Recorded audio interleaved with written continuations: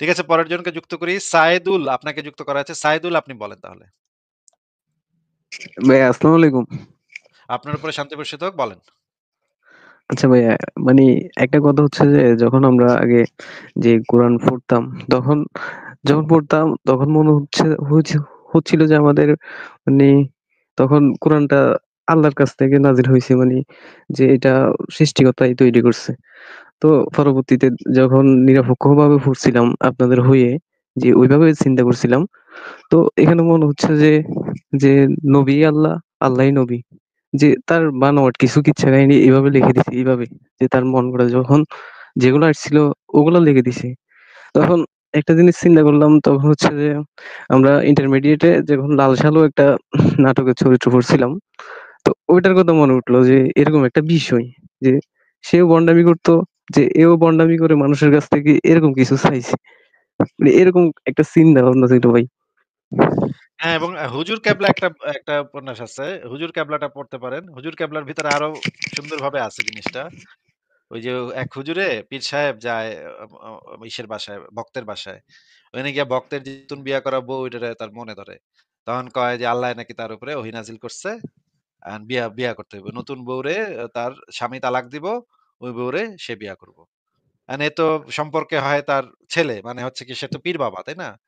তখন ওই পোলারে বলে, তুমি পোলা তুমি বউরে তালাক দাও, তারপরে আমি বিয়া করব। আল্লাহ নাকি খালি খোঁচা এটা নিয়া। আল্লাহ নাকি খুবই ব্যস্ত এটা নিয়া, যে তারে বিয়া না দিলে নাকি মহাবিশ্ব ধ্বংস হয়ে যাবে।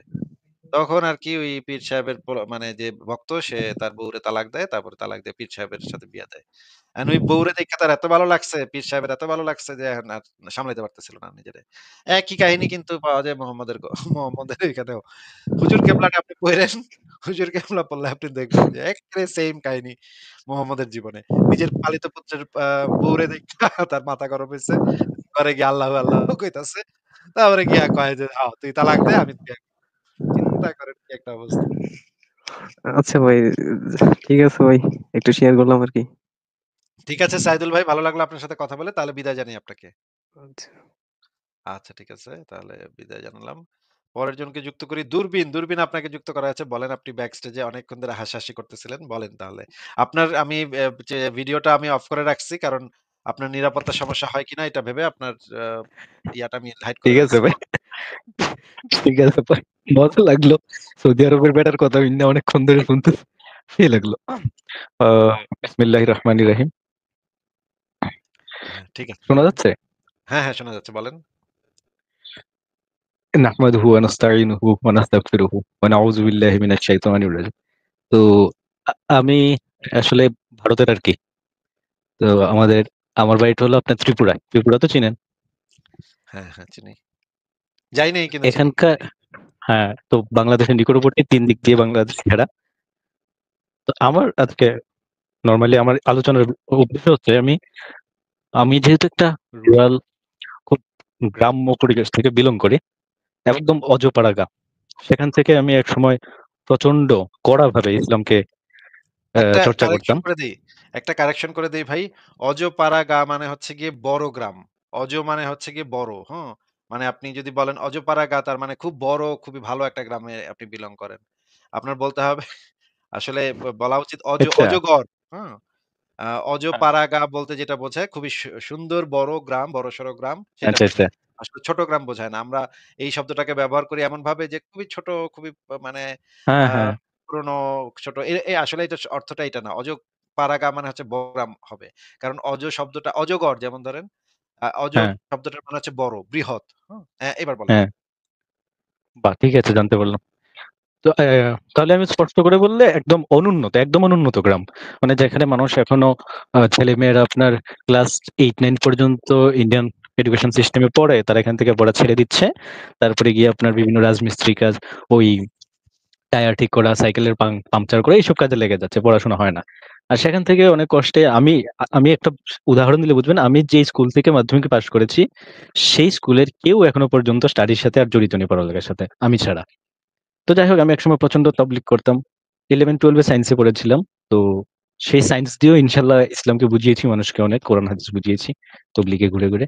তো আমি যেটা বলতে চাচ্ছি একটা যে এমন গ্রামের মানুষরা যারা ধরেন কোরআন হাদিসকে পড়ে না, বাংলা অনুবাদেও পড়ে না, ইংলিশ অনুবাদেও পড়ে না, হুজুরদের কথা শুনে, এবং হুজুররা তো গ্রাম লেভেলে কি বলে এটা আমি আপনি জানি, ওই যে সৈয়দ অলিউল্লাহ লাল সালুতে যেটা দেখালো সেম লেভেলের। হ্যাঁ, কিন্তু মজার কথা হচ্ছে এই যে গ্রামের অশিক্ষিত অনুন্নত মানুষরা, তারা ইসলামটাকে আসলে কিভাবে দেখছে এবং তাদের কাছে আমরা কিভাবে বুঝাতে পারবো যে এই জিনিসটা আমাদেরকে যে ক্ষতি করছে, তাদেরকে যে ক্ষতি করছে লিস্ট, এটা নিয়ে আমি একটু আলোচনা করতে চাই আর কি আচ্ছা বলেন।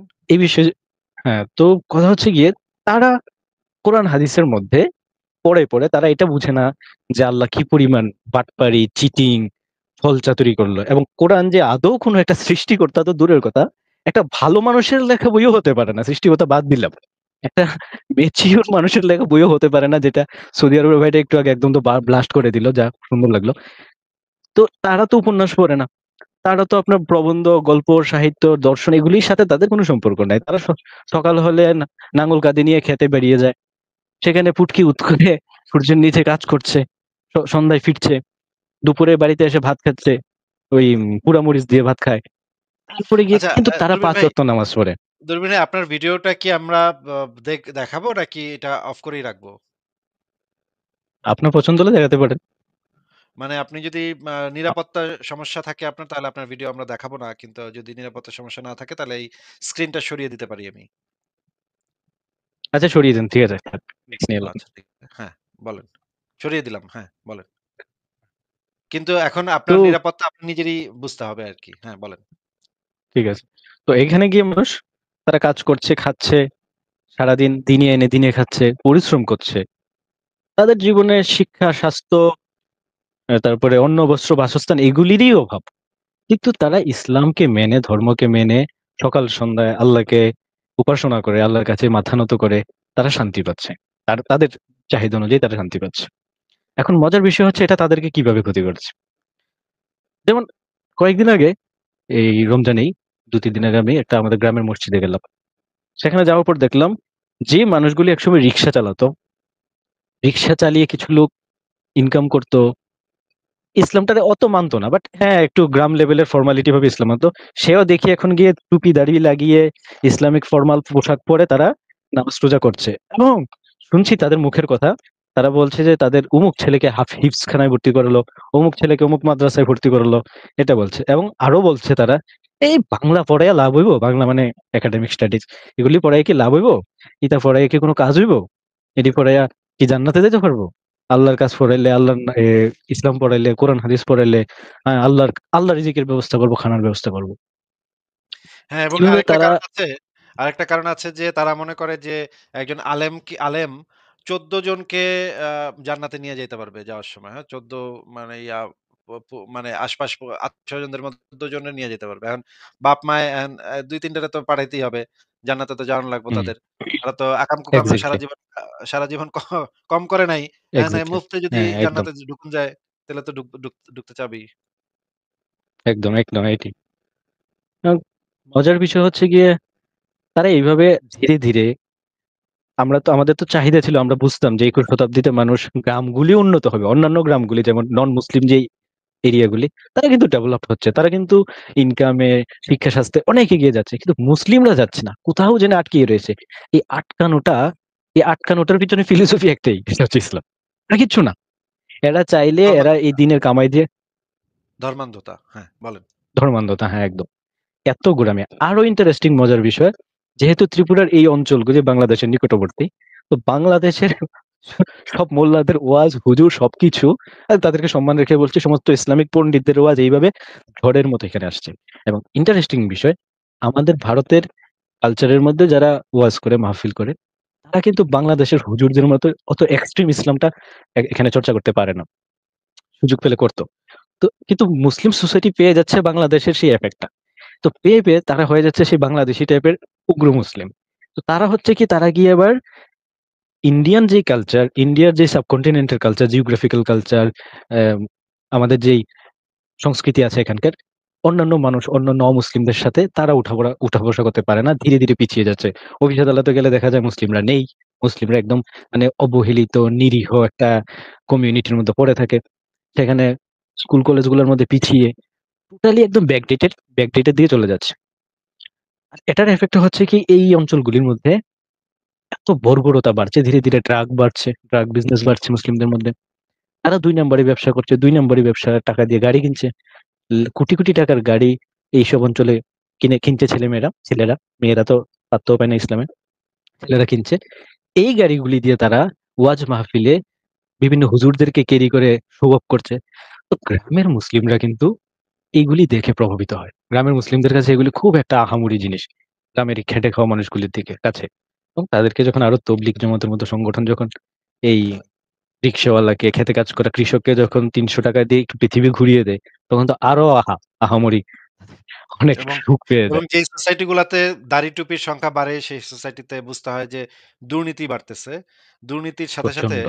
আ দাড়ি টুপিও বেড়ে যায় এবং মানুষের ভিতরে এই প্রেরণাটা থাকে যে নিজেকে আমার পাপ মোচন করতে হবে এবং সমাজের অন্য মানুষদেরকে দেখাইতে হবে যে আমি যে দুর্নীতি করি কিন্তু আমি কিন্তু লোকটা কিন্তু আসলে ভালো বা এই হ্যাঁ, লোকটা কিন্তু আমি কিন্তু আসলে ইসলাম মানি। হ্যাঁ? এই জিনিসটা মানুষের ভিতরে একদম। দেখানোর একটা প্রবণতা বেশি দেখা যায়। আপনি ঠিকই বলছেন দূরবীন ভাই। আপনি কি অন্য কোনো আ আ আলোচনা আছে আপনার? আপনার এই বিষয়গুলোর সাথে আমি একমত। কিন্তু অন্য কোনো বিষয় আছে নাকি? আমি আমি চাচ্ছিলাম অ্যাকচুয়ালি, আমার চাহিদা ছিল এ আপনিও আমার এই আলোচনাটার ভিতরে একটু জয়েন করে এটাকে আরেকটু গ্রামের মানুষরা যদি শোনে কোনো কারণে এই প্ল্যাটফর্ম থেকে হোক, এই ক্লিপ থেকে হোক, আমার আত্মীয়স্বজনরা যদি শুনে তারা যাতে আরেকটু বুঝতে পারে তাদের মতো করে আরেকটু জয়েন করে দিতেন। এতটুকু চাহিদা ছিল। আ সেটা তাহলে আপনি মাঝে, মাঝে আমাদের লাইভে যুক্ত হন এবং আমাদের সাথে কথা বলেন। আমাদের আরো কয়েকটা প্ল্যাটফর্ম আছে। আমাদের সংশয় ডেইলি লাইভ শো আছে, সত্যের সন্ধানী পেইজ আছে, মুক্ত বিহঙ্গ পেইজ আছে। এরকম আরো কয়েকটা প্ল্যাটফর্ম থেকে আমরা বিভিন্ন বিষয় নিয়ে আলাপ আলোচনা করি। আপনি মাঝে, মাঝে হুম। আপনার মানে ভিজিবিলিটি টা একটু বাড়ান। আপনি একটু আমাদের সবার সাথে আ কথাবার্তা চলতে থাকুক। ধীরে, ধীরে আমরা আরো অনেক কথাবার্তা বলব, আরো অনেক আলাপ আলোচনা করব এবং আস্তে, আস্তে কথা একদিনই তো আর সবকিছু হয়ে যায় না। ধীরে, ধীরে কথাবার্তা বলতে, বলতে আমরা ত্রিপুরার সমস্যাগুলাও আপনি শেয়ার করতে পারবেন এবং বাংলাদেশের কি, কি সমস্যা সেগুলো আপনি জানতে পারবেন। তাহলে আমাদের ভিতরে একটা দেয়া নেয়ার একটা ব্যবস্থা হয়ে উঠবে। তাহলে আপনাকে আজকে আমরা বিদায় জানাই। কিন্তু আপনি মাঝে, মাঝে আমাদের সাথে যুক্ত হবেন। এই অন্য যে পেজগুলা বললাম সেগুলোতেও আপনি মাঝে, মাঝে যুক্ত হবেন, কথা বলবেন, আলোচনা করবেন। তাহলে আমার মনে হয় যে আমাদের ভিতরে একটা আ বন্ধুত্বপূর্ণ সম্পর্ক তৈরি হবে। ঠিক আছে ভাই? ঠিক আছে। বেশ। ঠিক আছে। ঠিক ওয়া আছে আখিরি দুরবিন ভাই? দাওয়ানা আনিল হামদুলিল্লাহি ঠিক আছে। রাব্বিল আলামিন। আচ্ছা, আচ্ছা। ঠিক আছে। আমাবাদ। ঠিক আছে ভাই ভালো থাকেন। আপনার জন্য শুভকামনা। ঠিক আছে। ঠিক তাহলে আপনাকে বিদায় জানাই। ঠিক আছে। পরের